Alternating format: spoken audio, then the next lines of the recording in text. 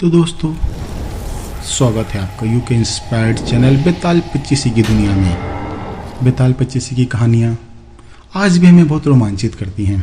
कहानी भले पुरानी हो, लेकिन आज भी हमें एक नया संदेश देती हैं। तो चलिए दोस्तों, हम कहानी की ओर चलते हैं।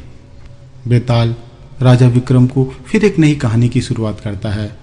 बेताल कहता है कि हे राजन, सालों पहले यमुना किनारे धर्मस्थल नाम का एक नगर हुआ करता था। वहाँ एक ब्राह्मण रहता था जिसका नाम गणपति था। उसकी एक सुंदर और गुणवान बेटी रहती थी। जैसे ही उसकी शादी की उम्र हुई तो वो और उसका पूरा परिवार उसके लिए एक योग्य वर ढूंढने में लग गया। एक दिन ब्राह्मण किसी के घर पूजा करने के लिए गया और उसका बेटा भी पढ़ाई करने के लिए घर से बाहर चला गया। उस समय घर में ब्राह्मण की बेटी और उसकी पत्नी सिर्फ थी। उसी वक्त एक ब्राह्मण का लड़का उनके घर आता है। ब्राह्मण की पत्नी उस लड़के का अच्छे से सत्कार करती है और खाना खिलाती है।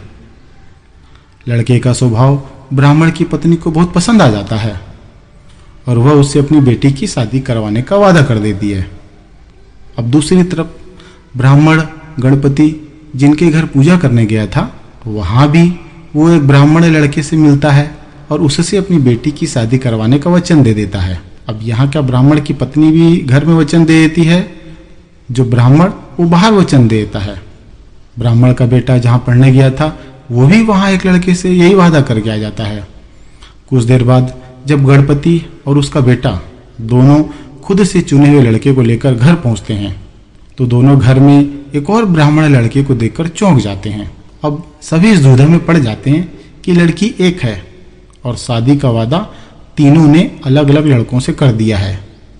अब लड़की का विवाह तीनों में से कौन से लड़के से होगा?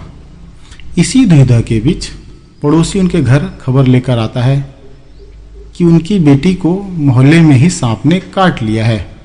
भागा भागा पूरा परिवार और तीनों ब्राह्मण लड़के जो घर में लड़की को देखने आए रहते हैं, तुरंत लड़की के पास पहुंचते हैं, लेकिन तब तक लड़की की मौत हो जाती है। यह देखकर तीनों लड़के काफी दुखी हो जाते हैं। कुछ देर बाद लड़की का परिवार और तीनों ब्राह्मण मिलकर उसका अंतिम संस्कार करते हैं। लड़की की क्रियाकर्म के बाद एक ब्राह्मण लड़का उसकी हड्डियां अपने साथ लेकर जंगल चला जाता है। दूसरा लड़का उसकी राख को इकट्ठा करके पोटली में बांधकर उसी शमशान घाट में झोपड़ी बनाकर रहने लगता है। और तीसरा लड़का शमशान घाट से निकलकर लड़की के गम में देश देश योगी बनकर घूमने लगता है। ऐसा होते होते कई साल गुजर जाते हैं। एक दिन अचानक योगी बनकर घूम रहा ब्राह्मण किसी तांत्रिक के घर पहुंच गया। ब्राह्मण को घर में देखकर तांत्रिक खुश हुआ और उसका आदर सत्कार किया। तांत्रिक ने योगी से कुछ दिन अपने घर में रहने के लिए कहा। तांत्रिक की जिद देखकर योगी उनके घर में ही रुक गया। एक दिन तांत्रिक अपनी विद्या में बहुत लीन था और उसकी पत्नी सबके लिए खाना बना रही थी। उसी वक्त उनका बेटा रोने लगा और अपनी माँ को परेशान करने लगा। तांत्रिक की पत्नी ने उसे बहुत संभालने की कोशिश की, लेकिन वह नहीं माना। आखिर में तांत्रिक की पत्नी को इतना गुस्सा आया कि उसने अपने बच्चों को पिटाई शुरू कर दी। उसके बाद भी बच्चा चुप नहीं हुआ, तो उसने उसे चूल्हे में डालकर जला दिया। यह सब देखकर योगी ब्राह्मण बहुत नाराज हुआ और बिना कुछ खाए ही अपनी पोटली लेकर घर से जाने लगा। इतने में तांत्रिक आया और योगी से कहा, महाराज खाना तैयार है, आप इस तरह गुस्से में मेरा घर छोड़कर ना जाएं। गुस्से में योगी ने कहा, मैं इस घर में एक मिनट भी नहीं रुक सकता हूँ। जहाँ ऐसी राक्षसी रहती हो, वहाँ मैं कैसे खाना खा सकता हूँ? इतना सुनते ही तांत्रिक झट से चूल्हे के पास जाता है और एक किताब से मंत्र पढ़कर अपने बेटे को जिंदा कर देता है। यह सब देखकर योगी हैरान रह जाता है।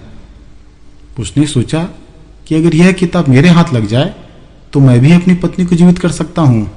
योगी यह सोच ही रहा होता है कि उधर तांत्रिक बेटे को जीवित करने के बाद फिर से योगी से खाना खाने का आग्रह करता है। योगी खाना खाता है और वहीं रुक जाता है।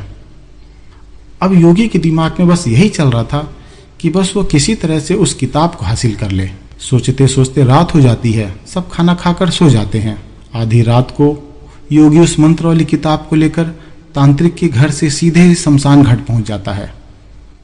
जहां ब्राह्मण की लड़की का अंतिम संस्कार किया गया था। तो सबसे पहले झोपड़ी बनाकर उसी जगह रह रहे ब्राह्मण को बुलाता है और उसे सारी कहानी सुनाता है। इसके बाद दोनों मिलकर फकीर बने ब्राह्मण को ढूंढते हैं।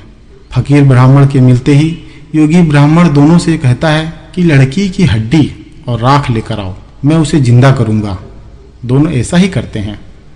राख और हड्डी इकट्ठा करने के बाद लड़की को जलाई हुई जगह में योगी ब्राह्मण मंत्र का पाठ करता है और लड़की जिंदा हो जाती है। यह देखकर तीनों ब्राह्मण युवक खुश हो जाते हैं। कहानी खत्म होते बराबर बेताल ने राजन से पूछा कि हे राजन, बताओ तीनों में उसका पति कौन हुआ? बेताल द्वारा कहे हुए शब्दों को सुनकर राजा विक्रमादित्य ने कहा, हे बेताल, जिस योगी ने कष्ट उठाकर भी तंत्र मंत्र से उसे जीवित किया है वह तो उसके पिता समान हुआ। ऐसा काम करने के कारण उसे पति नहीं होना चाहिए। और जो ब्राह्मण उसकी अस्थियां गंगा में लेकर डालने गया था उसे स्वयं को उस स्त्री का पुत्र समझना चाहिए। किंतु जो उसकी भस्म की सैया पर शमशान घाट में आलिंगन करते हुए तपस्या करता रहा और शमशान में ही बना रहा कुटिया बनाकर, उसे ही उसका पति कहना चाहिए, क्योंकि गाढ़ी प्रीति वाले उस ब्राह्मण ने ही पति के समान आचरण किया था। राजा विक्रम की बात सुनकर बेताल ने कहा, तूने ठीक उत्तर दिया राजा, किंतु ऐसा करके तूने अपना मौन भंग कर दिया है, इसलिए मैं चला वापस अपने स्थान पर। यह कहकर बेताल राजा विक्रम के कंधे से उतरकर गायब हो गया। राजा ने भिक्षु के पास ले जाने के लिए उसे फिर से पाने के लिए कमर कसी। वो फिर चल दिए बेताल को पकड़ने के लिए वृक्ष के पास और फिर कंधे पर लाद करके वापस भिक्षु के पास जाने लगे। फिर बेताल ने फिर एक कहानी की शुरुआत कर दी। तो दोस्तों, बेताल पच्चीसी की अगली कहानी कौन सी होगी, इसे जानने के लिए चैनल को लाइक एवं सब्सक्राइब अवश्य करिएगा। धन्यवाद।